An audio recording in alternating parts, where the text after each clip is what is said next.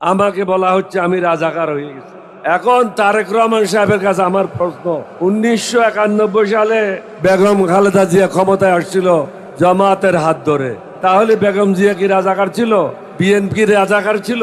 1996 সালে জামাত এবং আওয়ামী লীগ একসাথে মিলে বিএনপির বিরুদ্ধে সংগ্রাম করেছিল তত্ত্বাবধায়ক সরকারের জন্য। সুতরাং জামাত আওয়ামী লীগের সাথেও কাজ করেছে, 14 দলীয় ঐক্য জোটের সাথেও কাজ করেছে, বেগম জিয়ার সাথেও কাজ করেছে। 2001 সালে বিএনপির মন্ত্রিসভায় নিজামী সাহেব ছিল, মোজাহিদ সাহেব ছিল, আমি কিন্তু সেই মন্ত্রিসভায় ছিলাম না। তাহলে কি ওটা রাজাকারের মন্ত্রিসভা ছিল? আমার গায়ে গন্ধটা কোথায় পেলেন? আমি তো জামাতে যোগদান করি নাই। আমরা যারা বাংলাদেশের স্বাধীনতা সার্বভৌমত্ব রক্ষা করতে চাই, বিদেশিদের হাত থেকে বাংলাদেশকে নিরাপদ রাখতে চাই, বাংলাদেশের মানুষকে নিরাপদ করতে চাই, ইসলামিক আদর্শে বিশ্বাস করি, আমরা ঐক্যবদ্ধ হয়েছি। এতে আপনাদের গাত্রদাহ হওয়ার কোনো কারণ তো আমি দেখি না। এটা ভারতের বয়ান, বাংলাদেশের মানুষকে বিভক্ত করে শাসন করা। আপনার দলে যারা দালালেরা আছে তাদেরকে চিহ্নিত করেন।